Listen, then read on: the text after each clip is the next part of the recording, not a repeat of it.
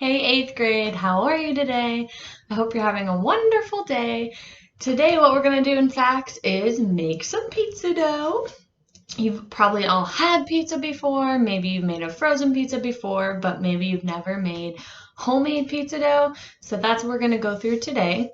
In your Schoology folder, you will see the recipe for pizza dough. And just so you know, no, you are not making this at home. You absolutely can if you have all the ingredients and you're allowed to, but it is not part of the assignment today. So just follow along and you'll see a few questions pop up in the video and just answer those, and that will be perfect for today.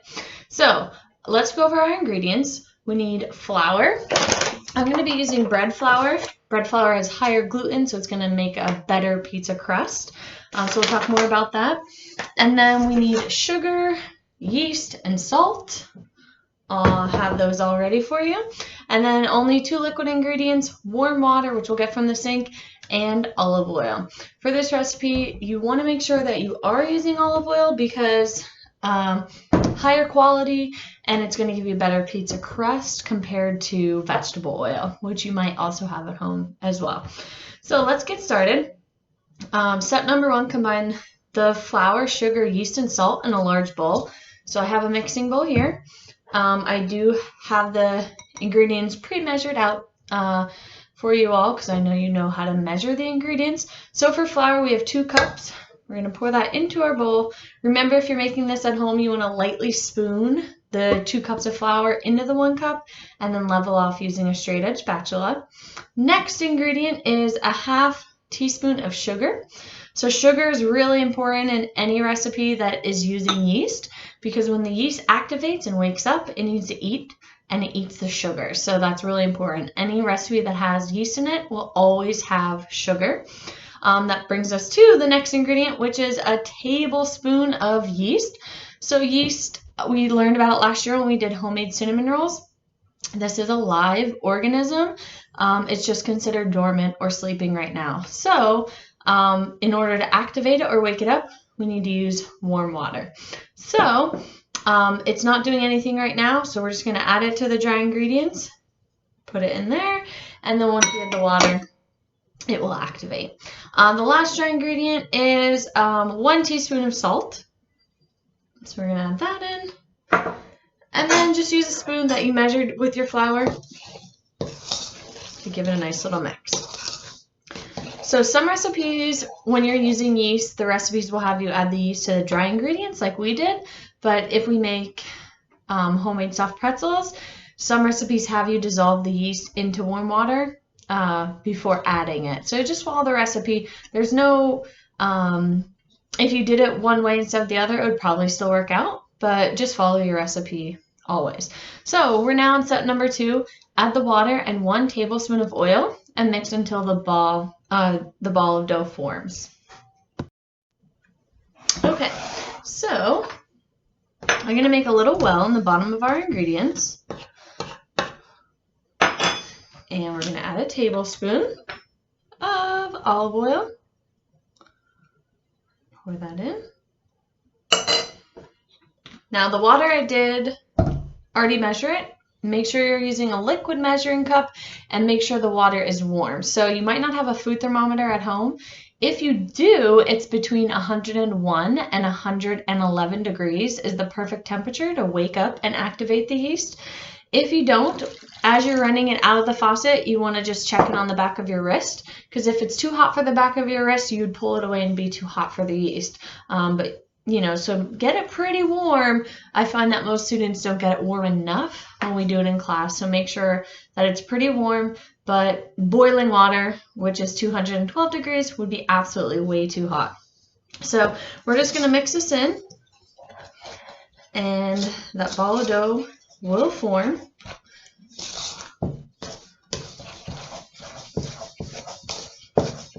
Okay, so that's what you want it to look like. Next, we need to get some flour down onto the counter so we could knead our dough. So you don't want a whole bunch of flour because you'll dry your dough out. I always say less is best because you can always add more. If you add too much, you'll dry your dough out. So for this step, you do want to take off any Apple Watch or rings because the flour kind of cakes in it and not so nice. So spread out your flour on the counter. And next, you're going to use your hands to pick up the dough. The dough is going to be warm because remember you used warm water.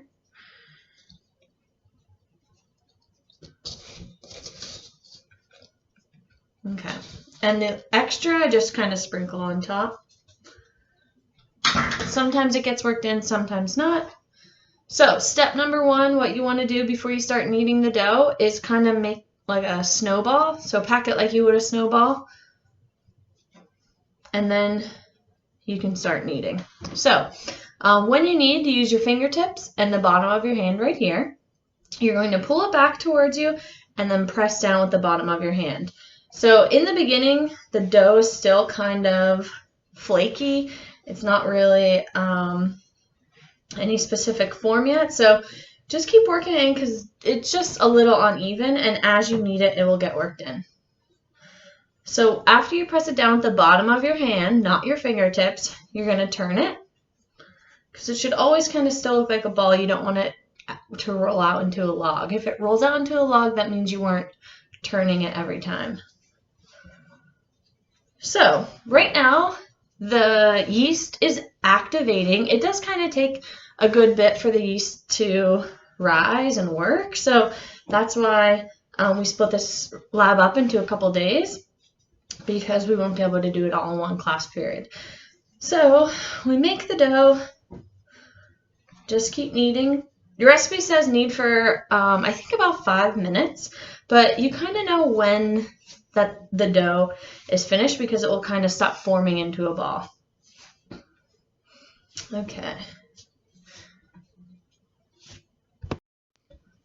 So talking about the ball of dough, as we're kneading it, of course we are mixing the dough, but we're also developing gluten. So what gluten is, if you think about like a woven basket, gluten is like the woven fibers inside of the dough.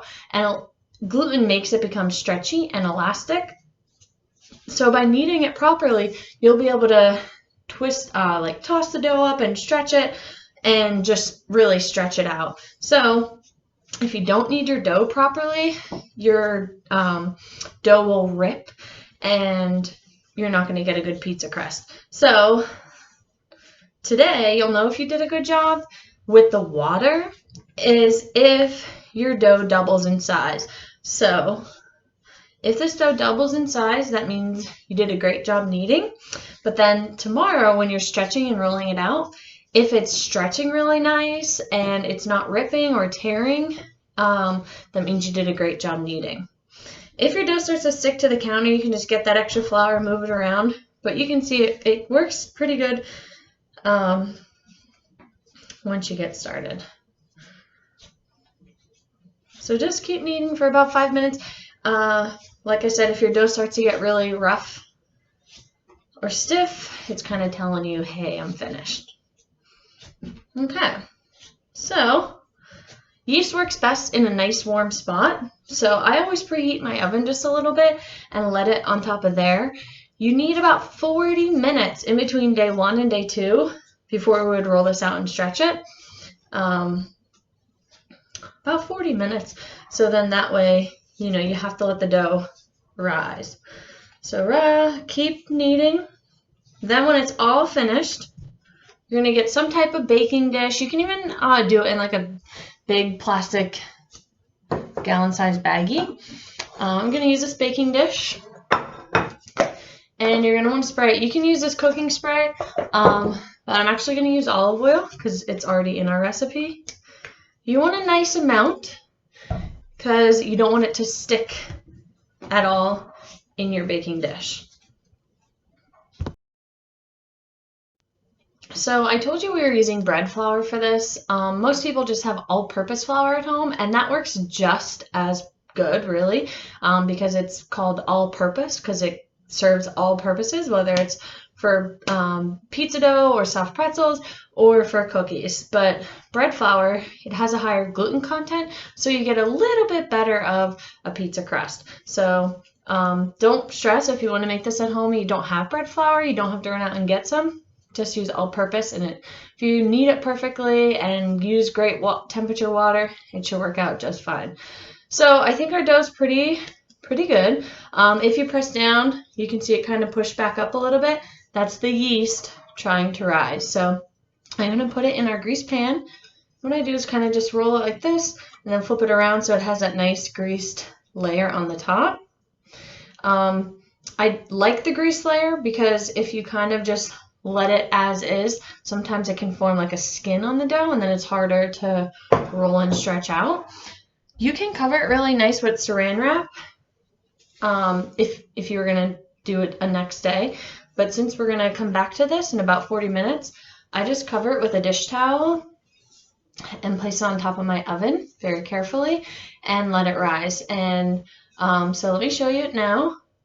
Okay, so we'll come back hopefully in 40 minutes. This has doubled in size, and then we'll roll it out and make some pizza. All right, you have a great day. See you tomorrow.